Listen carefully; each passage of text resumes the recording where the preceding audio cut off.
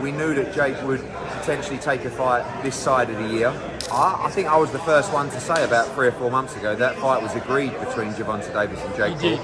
I've had a lot of media asking me my opinion of it today. It is what it is. I think on one side you have to understand the business of it.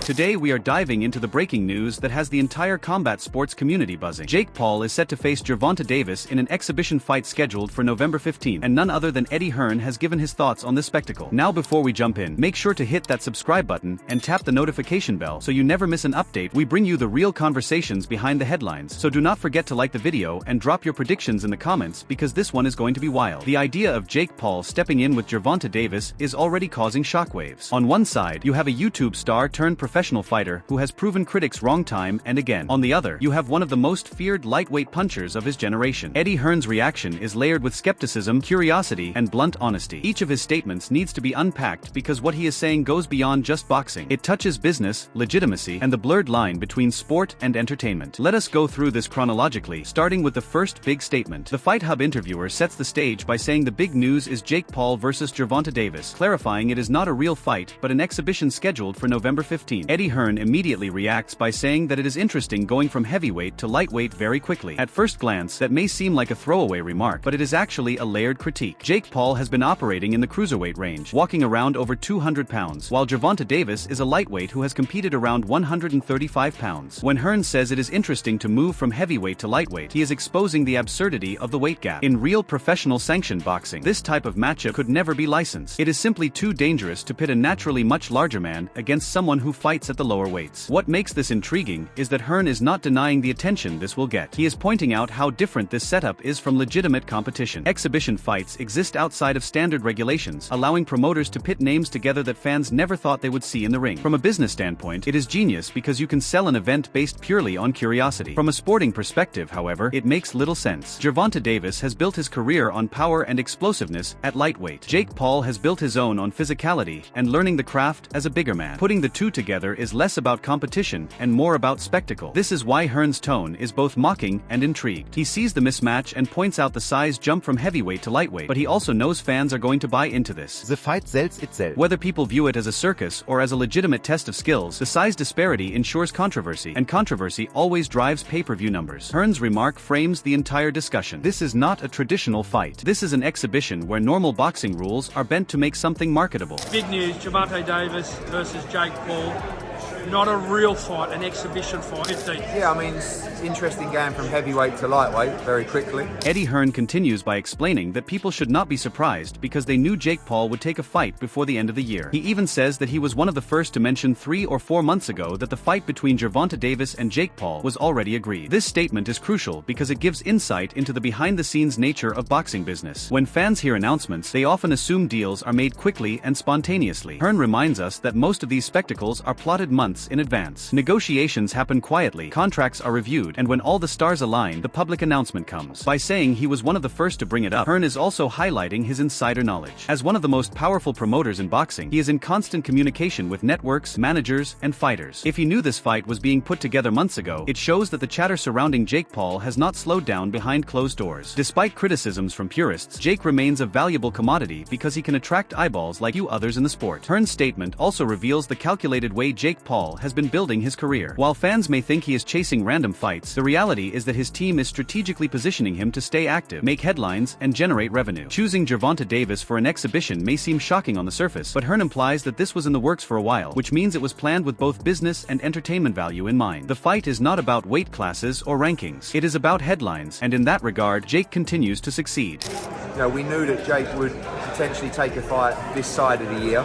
I think I was the first one to say about 3 or 4 months ago that fight was agreed between Gervonta Davis and Jake Paul. Hearn then admits that he has been asked repeatedly by the media for his opinion on the fight. His response is that it is what it is, and while he understands the business of it, he personally hates these exhibitions. This is a brutally honest take. Hearn is a promoter who thrives on selling real fights, real belts, and real rivalries. For him, the sanctity of boxing lies in legitimate competition. Exhibition fights blur that line. They do not contribute to legacy, rankings, rankings, or championship storylines. Instead, they are money-driven spectacles designed to entertain more than to compete. When Hearn says he hates these exhibitions, he is speaking as a purist. But when he says he understands the business, he is speaking as a realist. He knows these events draw casual fans, generate millions, and keep the sport in the mainstream conversation, while hardcore fans may cringe. The truth is that events like Jake Paul versus Gervonta Davis bring in viewers who might not otherwise watch boxing. That visibility, in turn, can benefit the sport overall. Hearn's conflicted stance is important because it mirrors the reaction of many fans. On one hand, there is disdain for what feels like a circus act. On the other, there is recognition that entertainment sells. This duality is why these events will continue to happen. Promoters may hate them, but they cannot ignore the numbers. Hearn is frustrated, but he is also pragmatic enough to admit that from a business perspective, it makes sense. That tension between purity and profit is at the heart of his commentary. These exhibitions,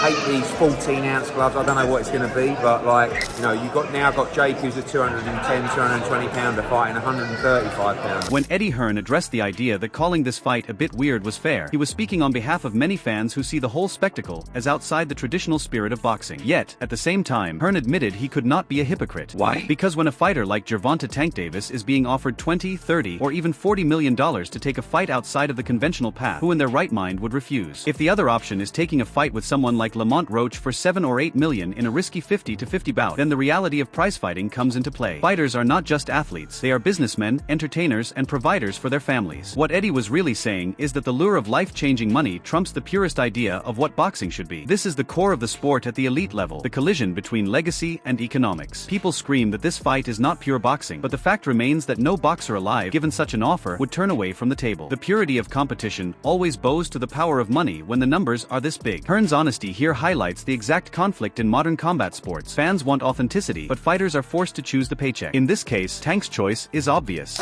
Bit weird, but at the same time, I can't be a hypocrite. If you're Gervonta Davis and you're being offered 20, 30, 40 million, whatever the number is, and you're getting 7 or 8 to fight Lamont Roach in a 50-50, what are you going to do? Eddie Hearn's next observation cut deeper into the psyche of the fight itself. He suggested that maybe the kid is half checked out of boxing anyway. This is a statement that stings because it points toward the growing concern that fighters at the top may lose passion for their craft once the financial rewards outweigh the competitive hunger. If a fighter is stepping into a crossover bout with an entertainment-first mindset, then we are no longer witnessing boxing at its truest form, but rather a spectacle meant to sell pay-per-views. Hearn makes it clear that if everyone agrees to treat it as entertainment rather than a legitimate boxing contest, then it makes sense. It is the same as WWE or celebrity exhibitions, not designed to crown the best fighter, but to capture the largest audience. The disturbing truth is that boxing, for many years, has already been on this slippery slope. Fights that once would have been dismissed as clown shows are now headlining arenas and streaming to millions worldwide. So when Eddie says he gets it, he is acknowledging that the sport's business reality has changed. Whether fans like it or not, this is part of the future. The hardcore boxing community will protest, but the general public will eat it up. And as long as fighters are cashing checks that dwarf traditional bouts, the shift toward entertainment-first fights is inevitable. And maybe the kids half checked out of the game anyway. I think as long as we kind of established it's not boxing and it's just this entertainment, then I get it.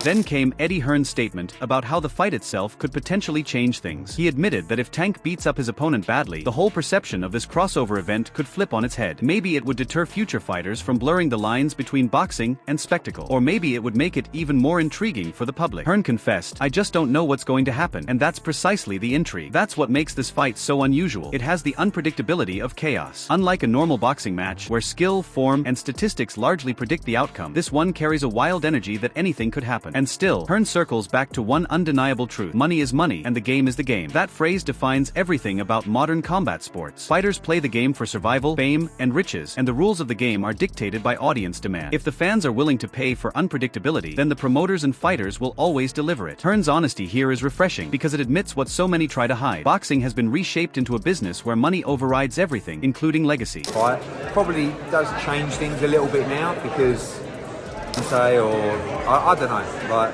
I just don't know what's going to happen, but that's the freakiness of it. But at the same time, I understand the business. Money's money and the game's the game. Finally, Eddie broke down the technicalities. This was not just an exhibition fight with loose rules. This was going to be staged under Queensberry rules with 10-ounce gloves for bigger fighters and 8-ounce gloves if they were lighter. It would be 3-minute rounds, just like a professional boxing match. But Eddie also admitted this was essentially a manipulation of the rules to make the fight legally sanctioned by certain commissions. That statement is explosive because it reveals just how flexible the sport can become when money is involved. Normally, boxing rules are strict, and commissions act as guardians of fighter safety safety and competitive legitimacy. But here, those rules are bent and twisted, not for competitive fairness, but to allow a spectacle to exist in the first place. This is the kind of compromise that exposes the soft underbelly of boxing governance. Commissions know the event will draw millions of dollars, so rather than shutting it down, they mold the framework to fit it. This sets a dangerous precedent. It tells the world that if you bring enough money to the table, the rules of boxing will bend to accommodate you. That is why Eddie's comments ring so true and so troubling. It is not just a fight, it is a loophole, and it shows how easily the sport's traditions can be manipulated for business. It's Queensberry rules. It's 10-ounce gloves, you know, if you're the big boys. And if not, it's 8-ounce gloves, and it's 3-minute rounds, and that's the rules. This is a kind of manipulation of the rules to make it allowable in certain. When Eddie Hearn spoke on this fight, he peeled back the curtain on modern boxing and showed us the raw truth. This is not just about skill, heart, or legacy anymore. It is about economics, entertainment, and the bending of traditions for the sake of money. From the decision-making of Tank Davis to the suggestion that some fighters may already be mentally out of the sport, to the manipulation of rules by commissions hungry for profit, every piece of this story points toward one reality: the game has changed. Boxing purists will resist, but the spectacle model is here to stay as long as fans are willing to pay. The danger, of course, is that it erodes the essence of the sport, making fights more about money than merit. Yet, as Hearn said, money is money, and the game is the game. That is the brutal truth, and whether we like it or not, it defines the new era of boxing.